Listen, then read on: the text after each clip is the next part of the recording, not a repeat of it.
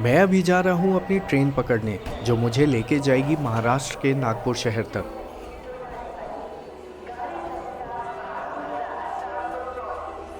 और नागपुर से मुझे जाना है पेंच टाइगर रिजर्व में, जहाँ मैं पहली बार जा रहा हूँ।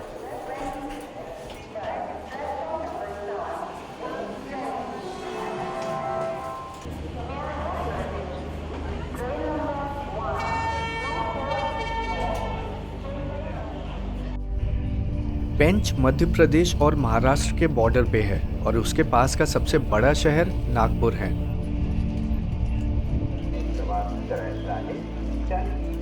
नागपुर से पेंच करीब 75 किलोमीटर दूर है और वो जाता है हमारे भारत के सबसे लंबे हाईवे से, जिसको NH44 या श्रीनगर कन्याकुमारी हाईवे कहते हैं।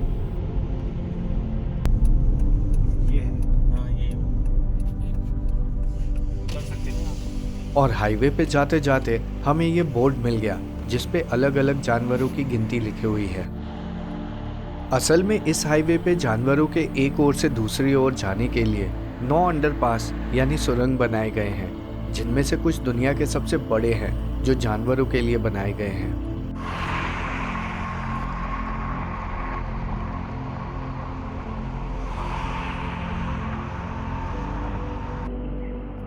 और उस बोर्ड से थोड़ा ही आगे बढ़ते हमें वो अंडरपास दिखने लगा। इन अंडरपास में हर जगह पे अलग अलग कैमरास लगाए गए हैं, जिससे ये पता चलता है कि कौन कौन से जानवर इन अंडरपास का कितनी बार उपयोग करके एक ओर से दूसरी ओर जाते हैं।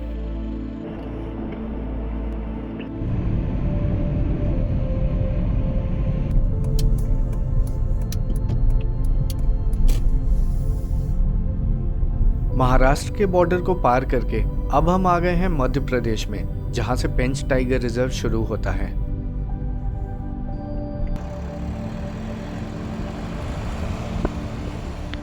ये रास्ता पेंच के बफर जोन से जाता है, जिसमें सफारी भी होती है।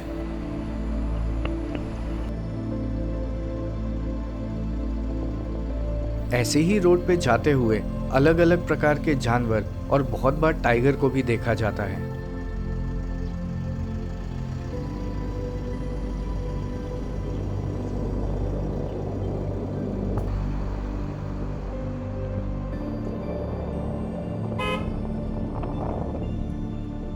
और ये आ गया मेरा रिजॉर्ट, जहां मैं आज रुकने वाला हूँ।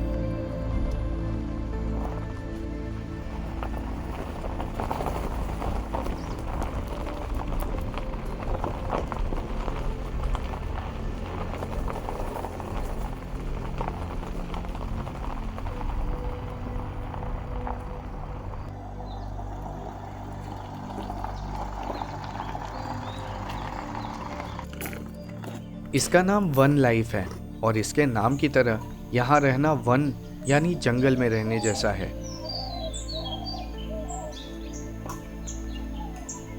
ये पेंच के सबसे पुराने रिजॉर्ट्स में से एक है और इसके अंदर ऐसे ऐसे पेड़ पौधे लगाए गए हैं जिन पे अलग अलग प्रकार के बर्ड्स और बटरफ्लाई देखने को मिल जाते हैं।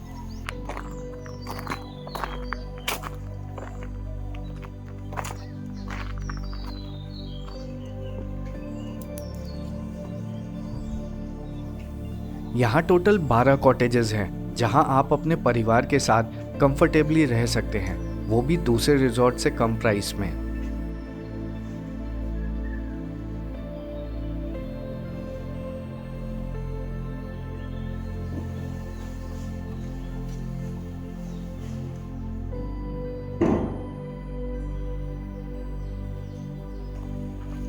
अगर आपको वाइल्ड लाइफ से प्यार है और आप जंगल में रहने का फील लेना चाहते हैं तो ये रिजॉर्ट पेंच में एक अच्छा ऑप्शन है, जो पेंच के सबसे फेमस सफारी गेट टूरिया से बस 10 मिनट की ही दूरी पे है।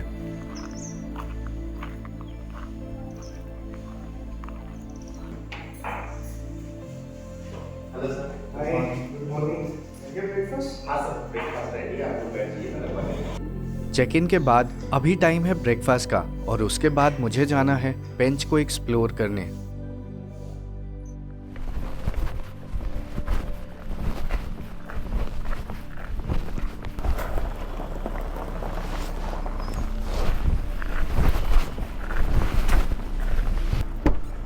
Hey, hi Apur. Hi, how are you? I'm fine. How are you?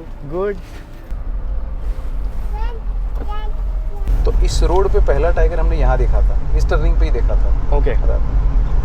यहाँ पे क्रॉसिंग होती है यहाँ पे नॉर्मल? क्रॉसिंग होती है, क्रॉसिंग होती है यहाँ से। ये बफर से लगता हुआ एरिया है ना? ये हाँ, तो ये खवासा बफर आता है राइट साइड में। Okay. खवासा तेलिया बफर। तो मैं अभी हूँ वन लाइफ के ओनर के साथ, जो मुझे पेंच के जंगल के आसपास के एरिया को घुमाने लेके जा रहे हैं।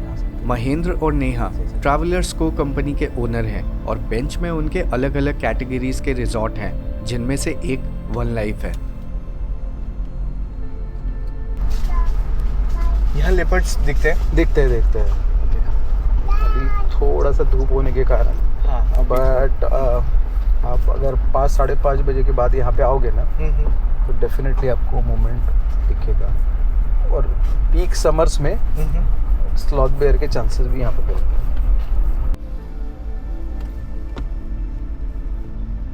अभी हम जंगल से होते हुए सीताकसा डैम के पीछे वाले हिस्से में आ गए हैं।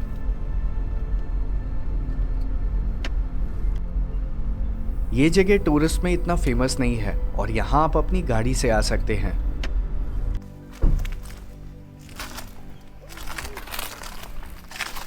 Hornbill, grey hornbill.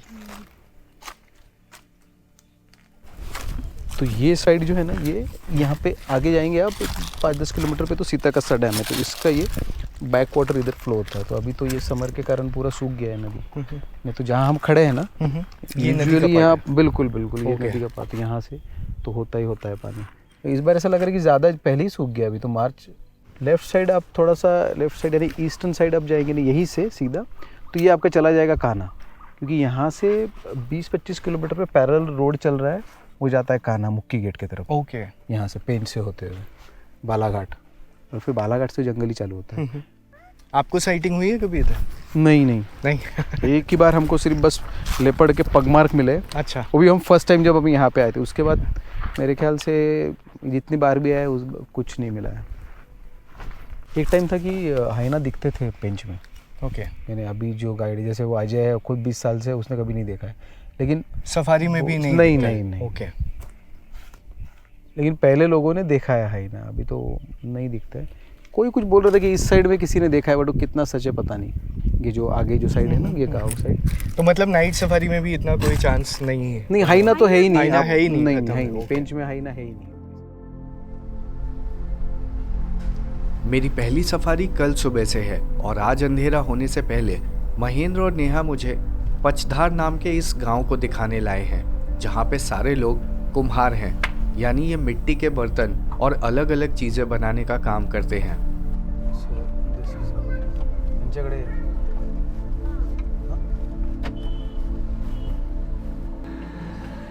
ये क्या बन रहा है? ये वो ढक्कन है सर। अच्छा, ढक्कन। नाइस। ढक्कन बना रहा हूँ, वो जैसे खड़े होते रहते हैं। इस गांव में 100 के आसपास घर हैं और सारे लोग बस यही काम करते हैं। क्या करना है? दबाना है? हाँ, यहाँ से दबाना है। ये ऐसे धीरे-धीरे। ये टूटा हुआ है इधर से। वो हो जाएगा टूटा हुआ। ओके, ठीक है। आ रहा है इस पे? ये इधर से ना छेद है। आ जाएगा ढक्कन इस पे ऐसा। हाँ, ओके। नाइस। तो कल पेंच टाइगर रिजर्व के पास के अलग अलग जगह घूमने के बाद अब टाइम है पेंच में मेरी पहली सफारी का। पेंच टाइगर रिजर्व मध्य प्रदेश और महाराष्ट्र दोनों में फैला हुआ है और मैं अभी हूँ पेंच मध्य प्रदेश के सबसे फेमस गेट पे, जिसका नाम टूरिया है।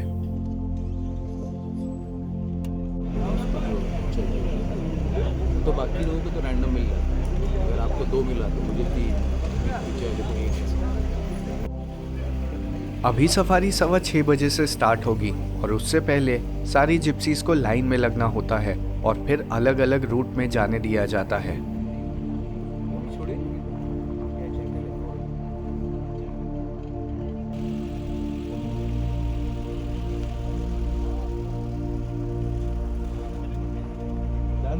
पेंच में कोई सफारी का अलग जोन नहीं है और यहाँ 3 अलग अलग रास्ते हैं जिन पे जिप्सीज को जाने दिया जाता है, लेकिन उसके बाद जिप्सीज जंगल में कहीं भी जा सकती हैं।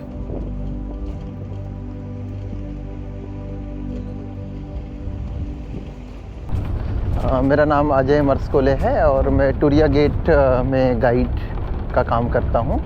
और ये हमारा जो कोर क्षेत्र है वो 411 स्क्वायर किलोमीटर का कोर एरिया है, जिसमें 3 एंट्रेंस गेट हैं, टूरिया, कर्मजरी एंड जमत्रा। तो हमने टूरिया गेट से इंटर किया है और हमारे यहाँ जो सिस्टम होता है पार्क में इंटर करने के पहले, जो टिकट्स वेरीफाई होने के बाद जब गाड़ियाँ लाइन पे लगती तो 1 2 3 करके डिवाइड हो जाते हैं रूट सिस्टम। ना कि हमारे यहाँ क्योंकि जोन नहीं होता तो हमको मिला है आज रूट 2। अजय पिछले 20 सालों से यहाँ गाइड का काम कर रहे हैं और ये यहाँ सबसे पुराने गाइड्स में से एक हैं जिनको यहाँ का चप्पा चप्पा पता है। थोड़ा धीरे से चलना। हाँ भैया,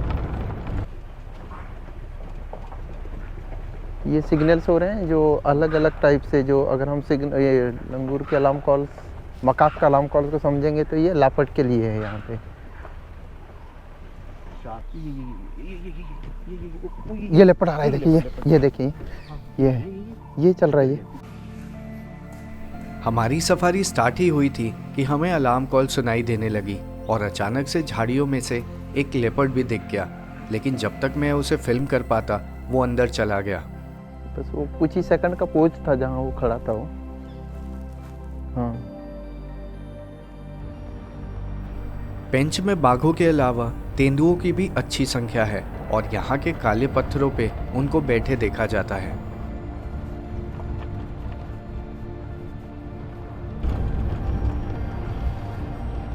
आगे चल के हमें और जिप्सीज मिलने लगी जो शायद लेपर्ड या टाइगर के लिए वेट कर रहे हैं।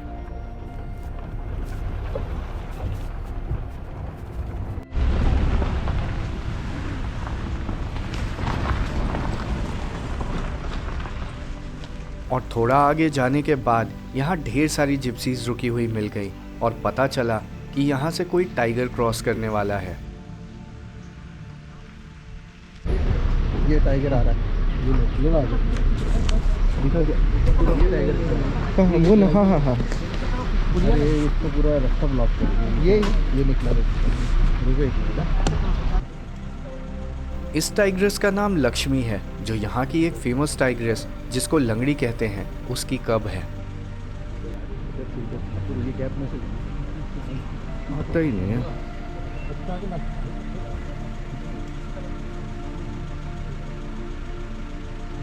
तो पेंच के मेरे पहली सफारी में ही मुझे टाइगर की साइटिंग हो गई।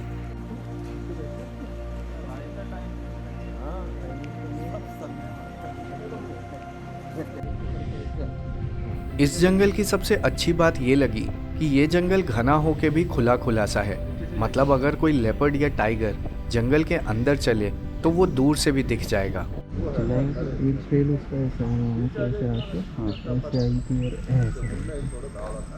ये पत्थर के ऊपर ऐसे आई थी। अभी तक तो वो टाइग्रेस दोबारा नहीं दिखी और हो सकता है वो दूसरे रास्ते से जंगल के अंदर चली गई होगी।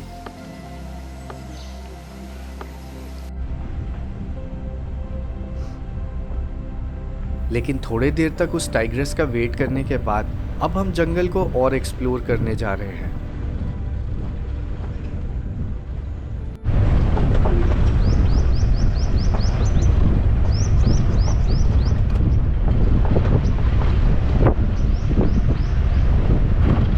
ये वो होता है ना गोल्फ कोर्स, वैसा लग रहा है, गोल्फ खेलने के लिए बनाया है। पेंच में इतने सुंदर लैंडस्केप होंगे मैंने नहीं सोचा था और अलग अलग जंगल को घूमने के बाद भी इस जंगल में सफारी करना मेरे लिए एक नया एक्सपीरियंस है।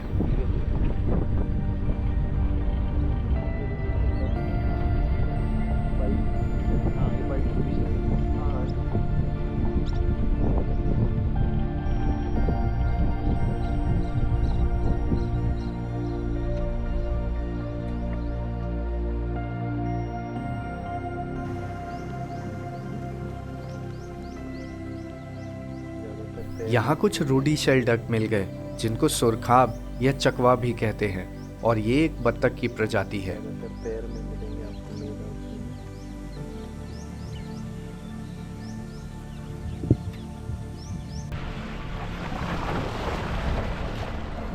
और जब मैं उन रूडी शेल डक को फिल्म कर रहा था तो थोड़ी दूर पे ही कुछ बड़े पक्षी जोर जोर से आवाज़ निकाल रहे थे, जिनको देखने हम आगे जा रहे हैं।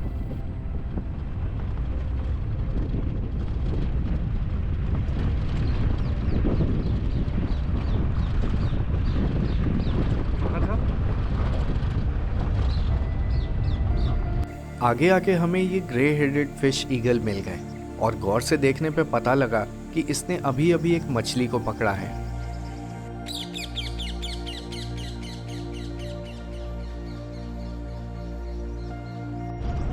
और अब टाइम है मध्य प्रदेश के और जंगलों की तरह जंगल के बीच ब्रेकफास्ट करने का।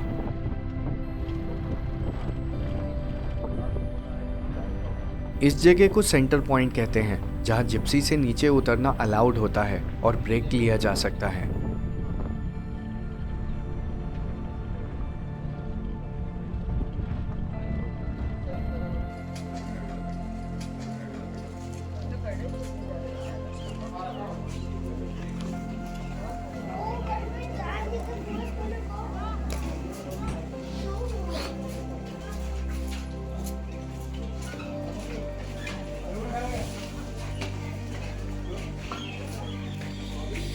Thank you. जल्दी से ब्रेकफास्ट करने के बाद अब हम फिर से सफारी पे जा रहे हैं।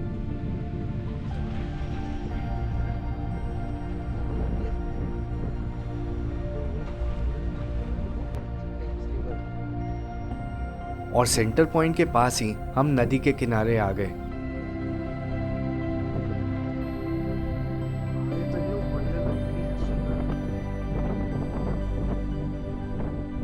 इसी नदी का नाम पेंच है, जिस पे इस जंगल का नाम रखा गया है। पेंच का जंगल इतना सुंदर है कि अगर यहाँ टाइगर की साइटिंग ना भी हो तो सफारी में आप बोर नहीं होंगे और जंगल को घूमने में आनंद आएगा।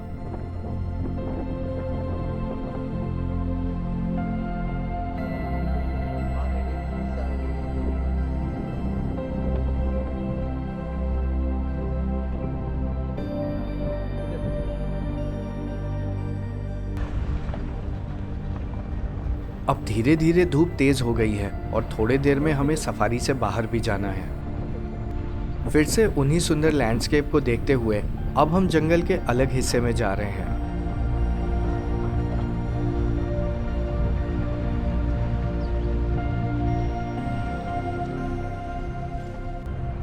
अभी मार्च का महीना है और थोड़े दिन बाद गर्मी में इन पेड़ों से और पत्ते गिर जाएंगे और तब जंगल के अंदर दूर दूर तक आसानी से देखना पॉसिबल हो जाएगा। और चलते चलते हमें ये गौर मिल गए, जिसको इंडियन बाइसन भी कहते हैं। गौर जंगली मवेशियों में दुनिया के सबसे बड़े जानवर हैं। गौर में नर 6 से 7 फीट तक ऊंचे हो सकते हैं और इनका वजन 1 से 1,500 किलो तक का हो सकता है।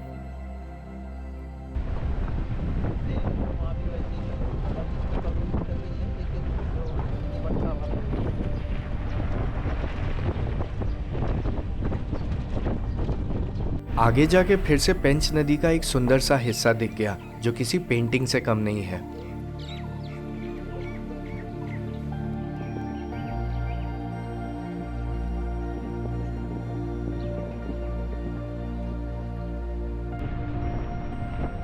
और नदी के दूसरी ओर महाराष्ट्र के पेंच का जंगल है, जिसके फेमस जोन सिल्लारी में मुझे कल सुबह सफारी करनी है।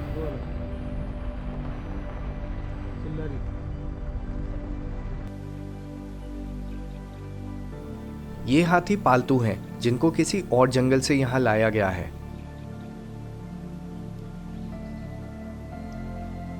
इन हाथियों को जंगल में पहरा देने और अन्य प्रकार के काम में लाया जाता है, जहाँ कोई गाड़ी नहीं जा सकती है।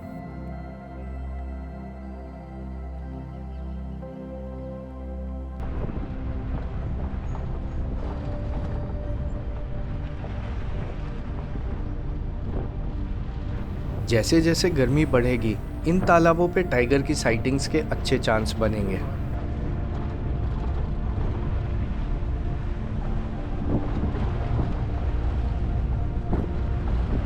सफारी से वापस जाते जाते हमें कुछ और जानवर मिल गए जिनके लिए हमें फिर से पीछे जाना पड़ रहा है।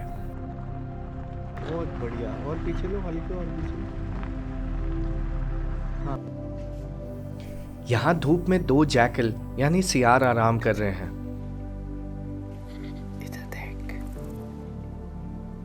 ऐसा लग रहा है मैंने यहाँ अपनी पहली सफारी में ही हर प्रकार के जानवरों को देख लिया है।